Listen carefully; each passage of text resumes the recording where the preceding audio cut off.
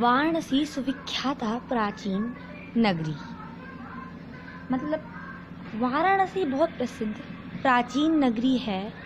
एवं विमल सलिल तरंगनाय कुले स्थित है, यानी यह स्वच्छ जल की तरंगों से युक्त गंगा के किनारे स्थित है। अस्या घटनाना बाल्याकृति पंडित धवलाया चंद्रिकाया बहुराजते। तो इसकी घाटी की घुमावदार पंक्ति सफेद चांदनी में बहुत सुंदर लगती है। अगणिता पर्यटका सुदूरेभ्य नित्य अत्र आयन्ति। अस्य घटनां शोभां विलोक्याम्यहं बहु प्रशंसन्ति। बहुत से यात्री घूमने के लिए दूर देशों से प्रतिदिन यहाँ आते हैं और इसके घाटों की शोभा देखकर इसकी बहुत प्रशंसा करते हैं। तो ये आपका फर्स्ट पैराग्राफ कंप्लीट हो चुका है। सेकंड पैराग्राफ, वाराणस्या प्राचीन काला देवी गेहे गेहे विद्या दिव्यम ज्योति खोतते। वाराणसी नगरी में प्राचीन काल से ही घर घर विद्या की अलौकिक ज्योति प्रकाशित होती रही है। अधुनापि अत्र संस्कृत वाग्धारा सततं प्रवहति, जनानां ज्ञानाच्च वर्धयति। अत्र अनेके आचार्य मूर्धन्या विद्यान् वैदिक वाङ्मयस्य अध्ययने अध्यापने च इदानीं निरताः। अर्थात आज भी यहाँ संस्कृत वाणी की धारा निरंतर प्रवाहित होती रहती है और ज्ञान की धारा बहती रहती है। यहाँ पर अनेक आचार्य उच्च कोटि के विद्वान वैदिक साहित्य के अध्ययन और अध्यापन इस समय भी लोग इन अध्यापनों को कराते हैं, यानी कि अध्यापन और अध्ययन आज भी चल रहा है। अत्र हिंदू विश्वविद्यालय, संस्कृत विश्वविद्यालय, काशी विद्यापीठम इति एते त्रयः विश्वविद्यालयाः सन्ति, येषु नवीनानां प्राचीनानां च विज्ञानविषयाणाम् अध्ययनं प्रचलितः। केवल भारतवासी ही नहीं बल्कि विदेशी लोग भी संस्कृत के अध्ययन और संस्कृत भाषा को पढ़ने के लिए यहाँ आते हैं और शिक्षा ग्रहण करते हैं।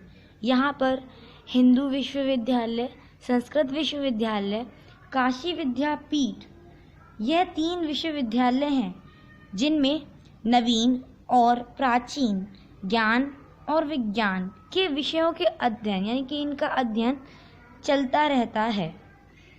तो आपका नेक्स्ट पैराग्राफ स्टार्ट करते हैं। एषा नगरी भारतीय संस्कृते संस्कृत भाषायाः केंद्र स्थलम् अस्ति।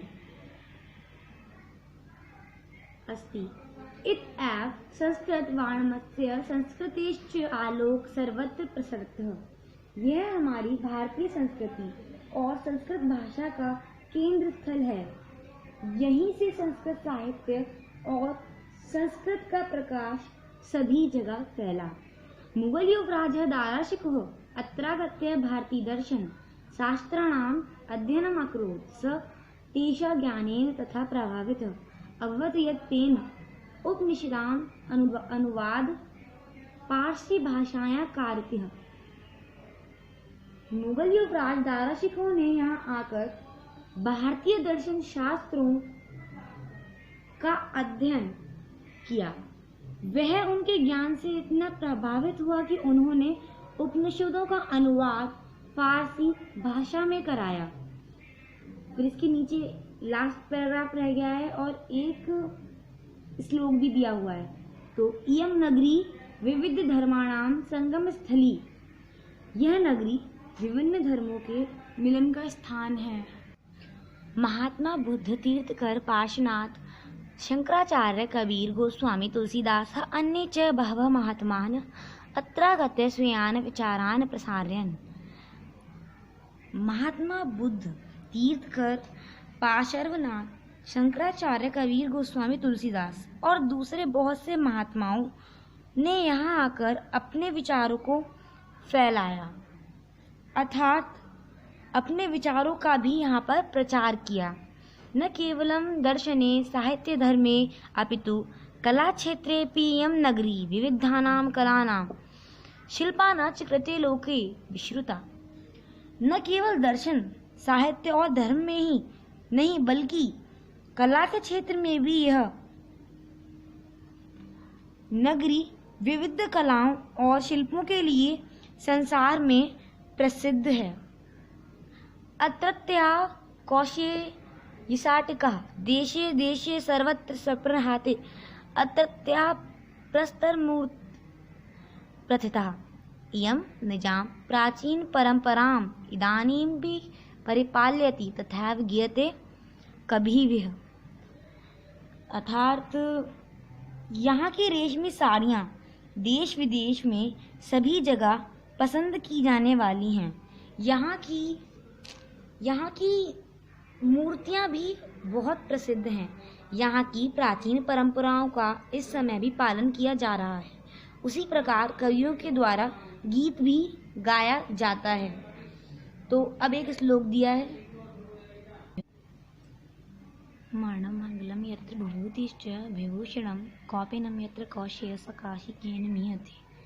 अर्थात जहाँ पर मरना कल्याणकारी समझा जाता है, जहाँ शरीर पर भस्म लगाना आभूषण के समान माना जाता है, और जहाँ कौपीन यानी लंगोटी रेशमी वस्त्र है, कौपीन रेशमी वस्त्र है, वह काशी किसके द्वारा नापी जा सकती है। मतलब या हम कह सकते हैं कि वह किसी के द्वारा भी नहीं, उसकी समानता किसी से भी हम नहीं कर सकते। वो अतुलनीय है, जिसकी समानता ना की जा सके।